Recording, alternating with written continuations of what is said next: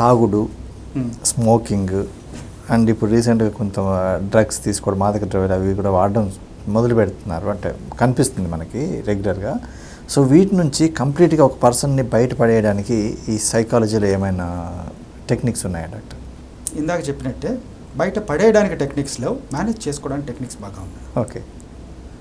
ఎందుకంటే మీరు you are not slave of somebody, you are master of your thoughts. Okay, we have to feel that first actually. నా లైఫ్కి నేను control చేసుకుంటాను అనే నెరేటివ్ స్టార్ట్ చేసినప్పటి నుంచి మీకు సపోర్ట్ వస్తుంది. మీకు మంచి జిమ్లో వేస్తే చేంజ్ వస్తుందా, మంచి జిమ్ ఇన్స్ట్రక్టర్ ఉంటే చేంజ్ వస్తుందా అనేది మీరు ఫస్ట్ డిసైడ్ చేసుకోవాలి. ఓకే. సో జిమ్ కావాలి, జిమ్ ఇన్స్ట్రక్టర్ కూడా కావాలి, కానీ ఫస్ట్ మీలో ఇంట్రెస్ట్ ఉండాలి నేను మారుతాను అనేది. ఓకే. మారుతాను అని అనుకుంటే మీకు జిమ్ ఎఫోర్డ్ చేసుకోలేకపోయినా గ్రౌండ్లో అయినా రన్నింగ్ చేసుకొని మారచ్చు కొద్దిగా. ఫాస్ట్ రిజల్ట్స్ కావాలంటే you can take professional help. Yes. So the same way ఇది ఆల్కహాల్ అడిక్షన్ అవనివ్వండి, డ్రగ్ అడిక్షన్ అవనివ్వండి, ఏంటంటే ఫస్ట్ నాకు నేను కంట్రోల్లో ఉండాలి అనే ఇంటెన్షన్తో అప్పుడు సపోర్ట్ కోసం వెళ్తే చేంజ్ కోసం ఆప్షన్స్ ఉన్నాయి.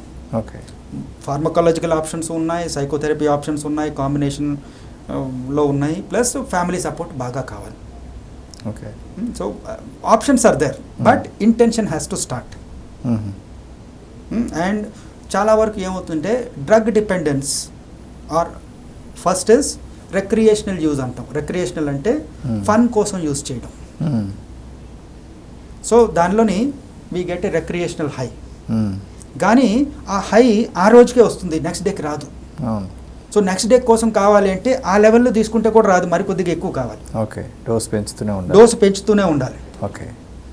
ఆ డోసు పెంచేసరికి ఏమవుతుందంటే it slowly becomes something like a habit. ఆ హ్యాబిట్ నుంచి ఏమవుతుందంటే డిపెండెన్స్ అంటే ఇది లేకపోతే నడవదు. కొంతమందికి ఛాయ్ ఉంటుంది, ఛాయ్ కావాలి, ఛాయ్ లేకపోతే పని జరగదు. కొంతమంది ప్రతిదీనికి ఛాయ్ తాగుతారు, కొంతమంది ఛాయ్ లేకపోతే ఇంకా రెస్ట్లెస్ అయిపోతారు. ఇలాగా. So of course chai is not that addictive, but it is also addictive. పంచదార కూడా కొకిన్ కంటే అడిక్టివ్. పంచదార కూడా వదులుకోలేరు జనాలు. ఓకే. డ్రగ్స్ అయినా వదిలేసుకుంటారు కానీ పంచదార వదులుకోలేరు. So first is recreational use, next is habit formation or getting hooked, third is dependence, fourth is abuse. ఆ అబ్యూస్లో ఏంటంటే నాకు దీనివల్ల ఏమీ బెనిఫిట్ రాదు అయినా కన్జ్యూమ్ చేస్తాను అంట. ఓకే. సో ఆల్కహాల్ అబ్యూస్లో, డ్రగ్ అబ్యూస్లో ఏమవుతుందంటే దాని యూటిలిటీ కంటే మనం ఎక్కువ కన్జ్యూమ్ చేసేస్తూ ఉంటాం. మోస్ట్లీ అబ్యూజ్ స్టేజ్లోని పట్టుకుంటారు, రోజంతా తాగుతూనే ఉంటాడండి, అది అబ్యూజ్ స్టేజ్కి వచ్చేసింది, అది dependent stage. Okay. So stage 4లో వచ్చిన తర్వాత మీరు ట్రీట్మెంట్ కోసం ట్రై చేస్తున్నారు. So just what is the process అనేది నేను చెప్తున్నాను, ఎందుకంటే ఆ స్టేజ్లోని పర్సన్ దగ్గర కంట్రోల్ ఉండదు. ఫస్ట్ స్టేజ్, సెకండ్ స్టేజ్లో కంట్రోల్ ఉంటుంది. రిక్రియేషనల్లో ఫన్ కోసం చేశాను, బట్ ఎప్పుడైతే నాకు డైలీ కావాలనిపిస్తుందో అక్కడ నుంచి నాకు తెలుస్తుంది దీనికి డబ్బులు కావాలి, లేకపోతే టైం కావాలి, లేకపోతే నేను దాచుకొని చేసుకోవాలి. ఆ టైంలో కానీ నేను సపోర్ట్ తీసుకోగలిగితే అప్పుడు ఈజీగా అవుతుంది. థర్డ్ స్టేజ్లో ఏంటంటే ఫ్యామిలీ వాళ్ళకి కొద్దిగా అబ్జర్వేషన్ వస్తుంది, మాతో ఉండడు, కట్ ఆఫ్గా ఉంటారు, లేకపోతే డబ్బులుగా అయిపోతున్నాయి, లేకపోతే something, because everything needs either time or money. ఈ రెండు కావాలి ఏ అడిక్షన్కైనా. సో దాన్ని బట్టి parents or family can also observe. ఆ స్టేజ్లో కూడా చేస్తే కొద్దిగా ఫాస్టర్ స్కోప్ వస్తుంది. కానీ అబ్యూస్ స్టేజ్లో వచ్చినప్పుడు ఏంటంటే success rate is less than 30%. Okay. 30% కదా అని మనం వదిలేయకూడదు, అప్పటికి వర్క్ చేయాలి. But highest possible chances are here. And మీకు ఇదే డ్రగ్స్ మీ బాడీ కూడా మ్యానుఫ్యాక్చర్ చేస్తుంది. ఓకే. సో దీన్ని హ్యాపీ హార్మోన్స్ అంటారు. సో హ్యాపీ హార్మోన్స్ అనేవి కొద్ది సింప్లిఫై చేసి చెప్తున్నాను, don't quote me as a scientific journal, simple. So మీరు అడవిలో కానీ జంతువులు చూసారనుకోండి, వాళ్ళు ఎక్సైట్మెంట్ కోసం ఏమైనా కొత్త టానిక్ తింటారా? వాళ్ళకి గాయం అయినప్పుడు వాళ్ళు ఏమైనా డాక్టర్ దగ్గరికి వెళ్తారా? నో. వాళ్ళు చైల్డ్ బర్త్ టైంలో ఏమైనా ఇంజెక్షన్స్ తీసుకుంటారా? నో. వాళ్ళకి ఏమైనా అజీర్తి చేసినప్పుడు స్పెషల్ ట్యాబ్లెట్లు ఏమైనా తీసుకుంటారు? లేదు. వాళ్ళ బాడీయే వాళ్ళకి యాంటీడోట్ మ్యానుఫ్యాక్చర్ చేస్తుంది. Your body is entirely A chemical factory. And ఈ కెమికల్ ఫ్యాక్టరీలో ఏంటంటే there are two ways of communication, either enhancing production or reducing production, plus and minus type. So అలాగే మీ బాడీలో కూడా మీకు మోటివేషన్ కావాలంటే మీకు డోపమిన్ కావాలి.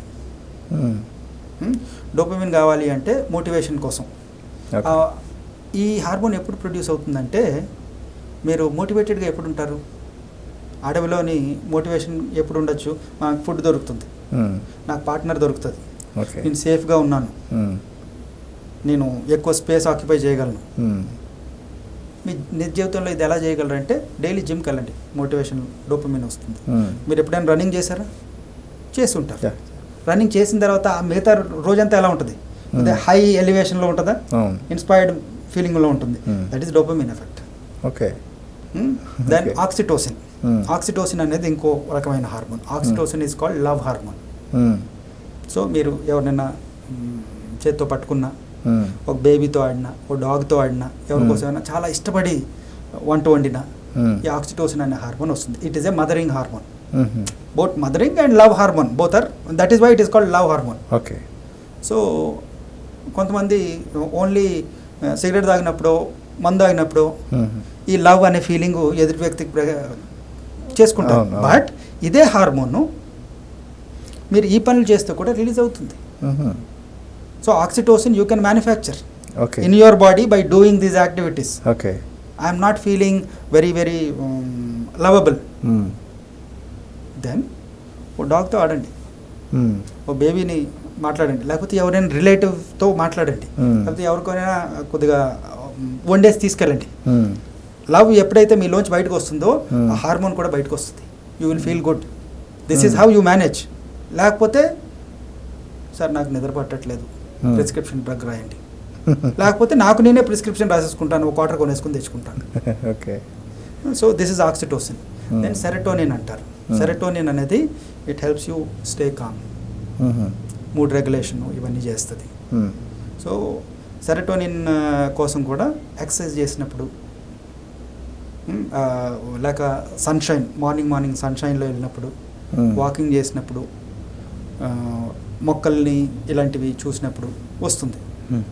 లేకపోతే మీరు SSRIs అని సైకాట్రిస్ట్ రిలీజ్ చేస్తారనమాట.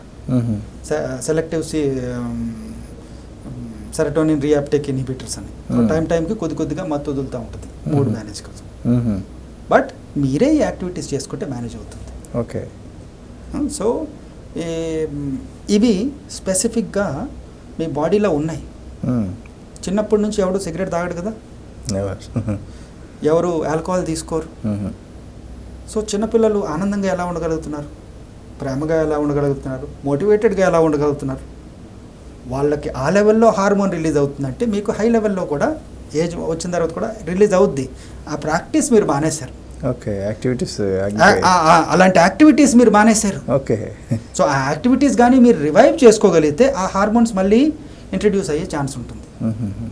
సో మీరు ఎప్పుడైతే నాకు మూడ్ బాగాలేదు, లేకపోతే ఇలాంటి ఫీలింగ్స్ వస్తున్నాయి అని వెళ్ళినప్పుడు what you have to ask is, sir నేను ఏం చేస్తే నాకు మళ్ళీ ఆ ఫీలింగ్ వస్తుంది? నాకు ఏం ట్యాబ్లెట్ రాస్తారని కాదు, నాకు చాలామంది ట్యాబ్లెట్లు రాసేయండి అంటారు. అదొక ఫీలింగ్ అందరికీ, ట్యాబ్లెట్ వేస్తే తగ్గిపోతే 2 గంటలు మాట్లాడాను కానీ ఏదో ట్యాబ్లెట్ ఇవ్వండి అంటారు. సో అయితే మీరు మీ body is a chemical factory. దాన్ని రెగ్యులేట్ చేసుకోవడం నేర్చుకోండి. దాన్ని రెగ్యులేట్ చేసుకుంటే మీకు ఎక్కడా ట్యాబ్లెట్ అక్కర్లేదు. లేకపోతే టెన్షన్ వచ్చినప్పుడల్లా సిగరెట్ తాగుతున్నానంటే ఫస్ట్ టైం ఒక సిగరెట్, దాని తర్వాత రోజుకి 2 ప్యాకెట్లు అయిపోతుంటాయి. So this is something people need to learn. That నాకు కావాల్సిందల్లా నా దగ్గర ఉంది, కానీ అప్పుడప్పుడు సరిపోకపోతే అప్పుడు సైకాట్రిక్ హెల్ప్ తీసుకోవాలి. I'm not saying psychiatrist should not be consulted. They have their own place. ఫిజియోలాజికల్గా ఎప్పుడైతే ఈ కెమికల్ ఇంబ్యాలెన్స్ చాలా ఎక్కువ ఉంటుందో ఆ టైంలోని ఫార్మకాలజికల్ ఇంటర్వెన్షన్ కావాలి. But Okay. చాలా వరకు మీకు మీరు ఫస్ట్ లెవెల్లో ఇంప్రూవ్ చేసుకోవచ్చు. అండ్ మీరు ఎప్పుడైతే ఏ స్పెషలిస్ట్ దగ్గరికి వెళ్ళాలి అని అనుకుంటే నాకు జనరల్ ప్రాబ్లమ్స్ ఉన్నాయి, అలాంటప్పుడు జనరల్ కౌన్సిలర్ దగ్గరికి వెళ్ళండి. పేరెంటింగ్ ఇష్యూస్ కానీ రిలేషన్షిప్ ఇష్యూస్ కానీ జనరల్ కౌన్సిలింగ్, ఎందుకంటే అవి కమ్యూనికేషన్ రిలేటెడ్వి. ఓకే. బట్ అదే నాకు యాంగ్జైటీ, డిప్రెషను, ప్యానిక్ ఇలాంటి సిచ్యువేషన్స్ అయితే అవి క్లినికల్ అనమాట. అవి ఎంఏ సైకాలజీ చేసిన వాళ్ళు పాపం వాళ్ళకి క్లినికల్ ఎక్స్పోజర్ ఉండదు. దానికోసం కనీసం MPhil from a recognised clinical psychology institute or specific training ఉండాలి. సో అది క్లినికల్ సైకాలజీ వాళ్ళే చేయాలి. సో మీరు అడుగుతున్నప్పుడు స్పెసిఫిక్గా కమ్యూనికేషన్ ఇష్యూస్ వల్ల మీకు టెన్షన్ వస్తుంది అంటే general psychology or general counsellor దగ్గరికి వెళ్ళండి. ఓకే. బట్ మీకు యాంగ్జైటీ, డిప్రెషన్ ఇవన్నీ ఏంటంటే clinical issues. These are not communication issues, these are clinical issues. So ఈ క్లినికల్ ఇష్యూస్ కోసం you need a clinical counsellor. Okay. వాళ్ళు మోస్ట్లీ ఎలాగైతే డాక్టర్స్కి మెడికల్ కౌన్సిల్ ఆఫ్ ఇండియా ఉంటుందో అలాగే క్లినికల్ కౌన్సిలర్కి రీహాబిలిటేషన్ కౌన్సిల్ ఆఫ్ ఇండియా ఉంటుంది. అక్కడ నుంచి సర్టిఫై అయ్యి ఉంటారు. ఓకే.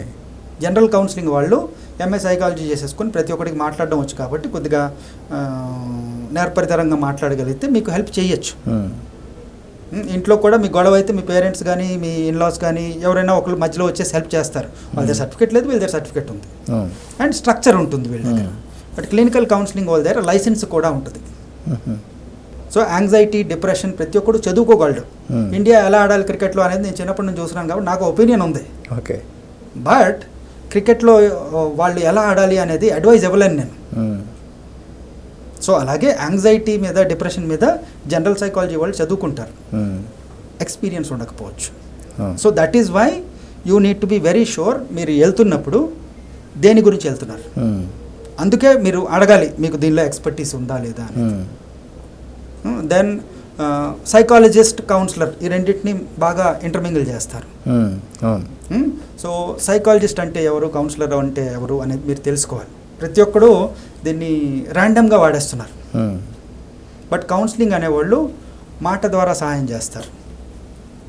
కౌన్సిలింగ్లో రెండు రకాలు ఉన్నారు, general counselling, clinical counselling. General counselling వాళ్ళు రిలేషన్షిప్, పేరెంట్ చైల్డ్ ఇలాంటివి చేస్తారు. క్లినికల్ కౌన్సిలింగ్ వాళ్ళు క్లినికల్ ఇష్యూస్ మీద చేస్తారు. ఓసిడి అవనివ్వండి, యాంగ్జైటీ అవనివ్వండి, మూడ్ డిసార్డర్స్ మీద, వీటి మీద, పర్సనాలిటీ డిసార్డర్ మీద క్లినికల్ కౌన్సిలింగ్ చేస్తారు. సైకాలజిస్ట్ అనేవాళ్ళు they are people who test and certify. It is a very very narrow field. Okay. అందరికీ సైకాలజీ అనే ట్యాగ్ రాసుకోవడానికి లేదు. సైకాలజీ అనే సబ్జెక్ట్ జనరల్గా చదువుతాం. బట్ సైకాలజిస్ట్ అనేవాడు వాళ్ళకి అసెస్మెంట్ చేయడం రావాలి. వాళ్ళే సైకాలజిస్ట్, మిగతా వాళ్ళందరూ కౌన్సిలర్లే. సో 90% మనకి కౌన్సిలర్స్లే ఉన్నారు. వాళ్ళు సైకాలజిస్ట్ అనే పదం కూడా ఇంటర్మింగిల్ వాడేసుకుంటున్నారు. ఓకే. సో మీకు కానీ యాంగ్జైటీ ఉంది అంటే దానికి టెస్ట్ చేసేవాడు సైకాలజిస్ట్, థెరపీ ఇచ్చేవాడు క్లినికల్ కౌన్సిలర్, జనరల్గా మాట్లాడేవాళ్ళు నార్మల్ కౌన్సిలర్.